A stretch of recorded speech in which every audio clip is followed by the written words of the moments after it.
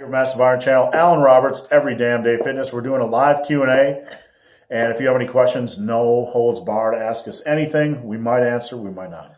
I got one from Corey LeMasters. Any good late night gyms open in the pit area that you're allowed to actually allowed to powerlift that?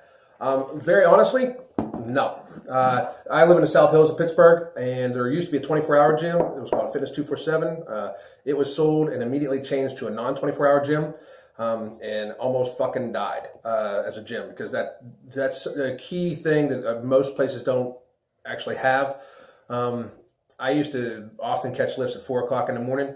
And even then, it's hard to find a gym that is okay with you slamming shit around. That's another reason why I like coming. They want to stop at Tiger Fitness when I'm around because they don't mind if you drop their shit sometimes. You know what I mean? But yeah, because the guys that own the shit are dropping the shit. So we don't have crap. We don't have crap bars. We don't have.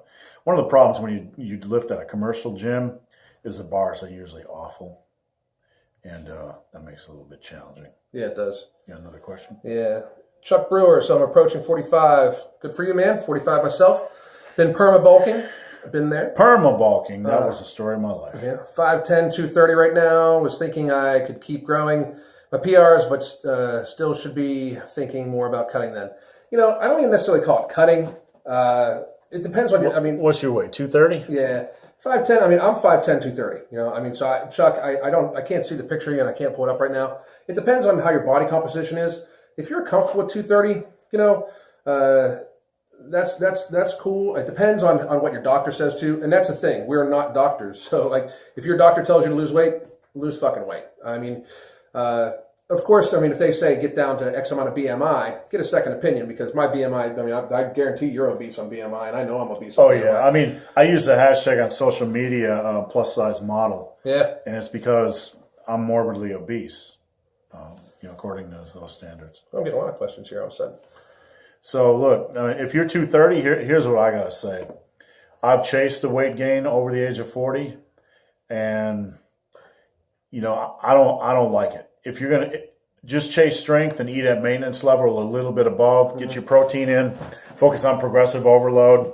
You might gain 2, 3, 4 pounds more muscle in your 40s. Yeah, not much more though. But you're not going to gain a heck of a lot more if you already gained, a decent level, a reasonable level. So don't do the bulking thing. Don't get yourself fat. Yeah, I hit my genetic maximum probably. My lean body mass is probably somewhere around 175 pounds, 178 pounds, and that is considered maximum. But that's adding, 2 pounds a year for fucking 30 years, just about. You know what I mean? Right. So that's where it's at. That's my genetic maximum. If you haven't hit your genetic maximum by the age of like 30, in your late 30s. It gets tougher and tougher. It just really does. So, what do you think about squatting barefoot versus good squatting shoes? I've never squat barefoot. So here's the thing. I've seen guys do it, but when I sweat, the foot gets a little bit slippery, and I just think it's dangerous. Yeah. I am just not for it. I want something to sponge up that weight. And look, I don't know why some of these guys do it. I think you need a good shoe. I think you need support. I think it's a distraction rather than something that's a benefit. If you want to do it, by all means do it. One life, if you want to squat barefoot. But I personally would never do it because we all had like the wet feet on the gym floor and you just slip and slide. The foot. Make sure you have the rails up. Don't even depend on a spotter for that. Make sure you got the fucking rails up. Yeah, so I'm not a big fan of that. Troy says BMI is ridiculous. When I was younger, I was told BMI was obese. Yeah, look, when I was, we can fight against the system, and BMI is kind of an outdated way of looking at things. But here's the reality: like we don't. Geared on something. What's that? They got to geared on something. If you go to a doctor, they don't even know how to do most of them can't do a proper body fat test anyway. So they're going to use some impedance device that doesn't work. Most doctors don't know how to do a proper skin fold caliper. So they could base it on body fat percentage, but therein again, we were talking earlier about how the body's just not meant to sustain weights very well over 240, 250 once you get to 45 or 50 or age of 45 or 50. So there's a lot of factors to consider. Yeah. But honestly, if you're over 240 pounds when you're headed over 45 years old, you're probably going to die a little bit earlier than the guy that's 200, 210 pounds. Yeah, especially if you're at a higher body fat level percentage. Like if that's just where your build, you know what I mean? Like if you're tall too, it depends on your height, of course. But if you're at 25% body fat in your mid 40s, you need to watch that shit. Yeah. I got a question for you on mine. All right, what do you got? Question for Steve. This is from Eric. Eric, I think you're a follower of mine. When we were Muscle and Brawn when are Muscle and Brawn shirts coming out? That's a good question, man. That's a good question. I had a guy that put together 100 of those shirts, and I tried to have him send the leftovers to me so I could give them away to guys. And he just kind of disappeared off the planet. His business disappeared off the planet. Honestly, I don't make enough money where I can just print this stuff out. Right.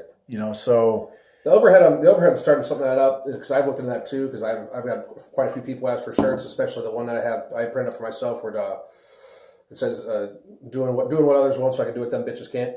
Drink. But I've had a lot of people ask for that one, and you look into it, and it's not inexpensive to get that shit started up at all. No. If you can order 1,000 of them, then you get a pretty good rate. But who wants to pop out $3,000? I mean, I don't have that. I'm still trying to. 3,000. It's like 4,500 too. Yeah, whatever for good material and shit like that. Yeah, good material. That's just a lot, and then you're gonna have sizing issues. You're gonna sell a lot of one. You're gonna not sell a lot of another, and so on and so forth. When I printed my shirts, I had like 20 XLs printed out, right, or 23 XLs printed out, 22 XLs printed out, and then like 40 XLs or whatever, and my followers are big and fat. They bought all the 2 XLs and 3 XLs. Well, I wouldn't even make mine in medium. I don't even believe in selling medium T-shirts. If you wear a medium T-shirt, you don't need something that says every damn thing on it yet. No. I mean, I know that's offensive to some people. You don't need to spend your money on a T-shirt. Yeah. You need to spend your money on some food, some steak, some steak and shit like that. Some bacon. Yeah. So, all right. I don't eat steak anymore. Yeah, Steve Shaw here with Alan Roberts from Every Damn Day Fitness. Well, we got another question? No, that's it. Hello, beautiful. My wife's on. Oh, his wife's on. I think my girlfriend was watching too. So, yeah. Before you got into YouTube, did you watch any channels? I mean, were there any channels you watched then or you actually watch now? I watched your channel, very honestly. That's how I found you on Instagram. I watch Alan Thrall all the time. I think he's super knowledgeable, and I think he's very funny. And I watch the Hodge Twins just for comedic effect. They got some good content. I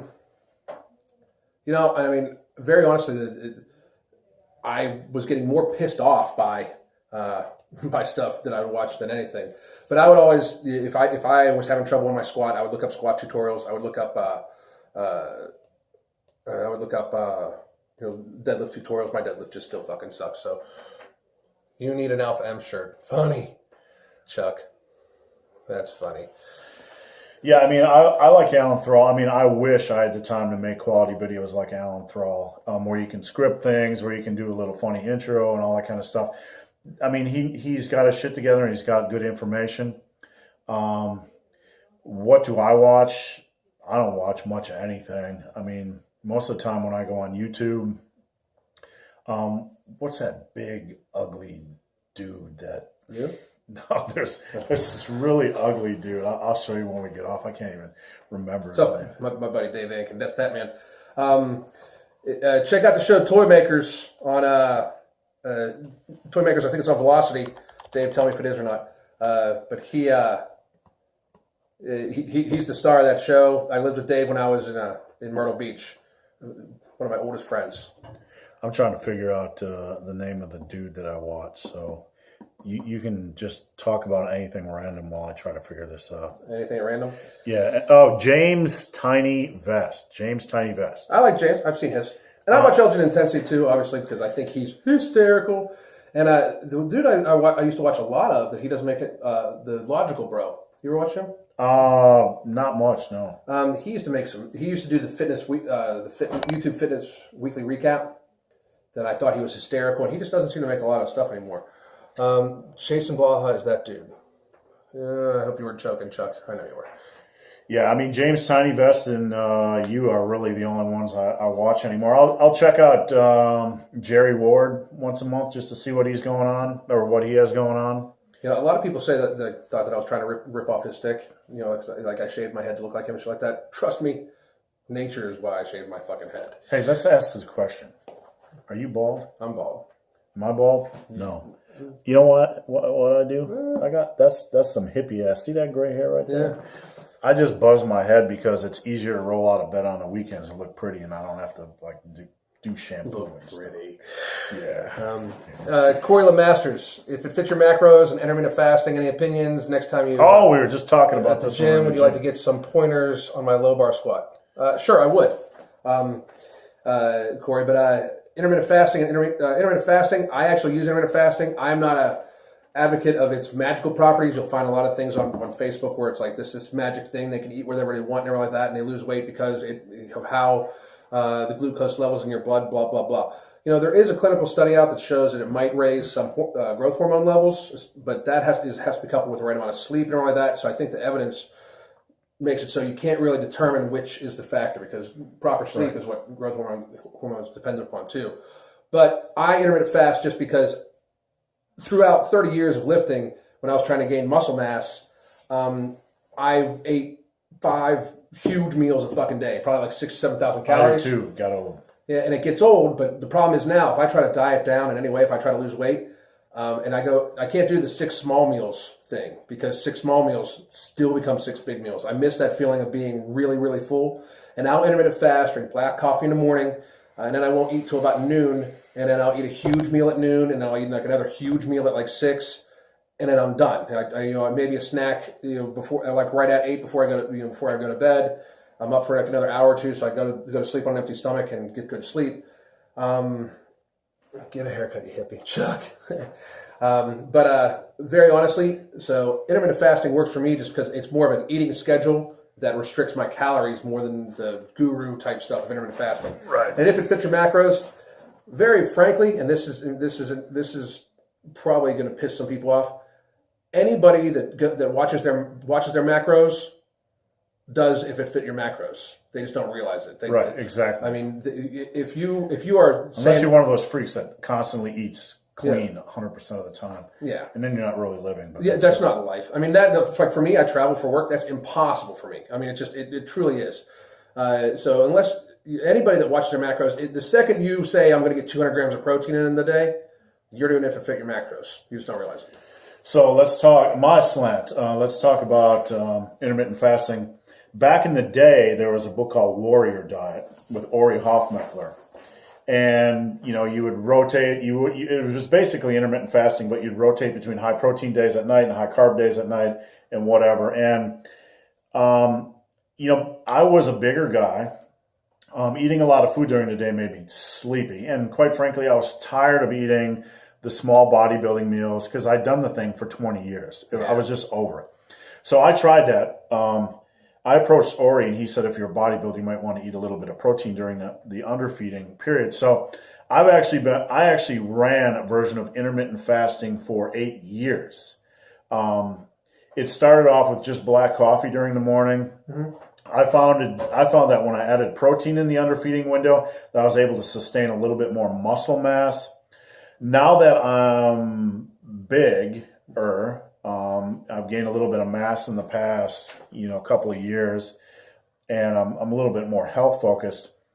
My metabolism, I can now eat probably about 3,000 calories a day and sustain weight.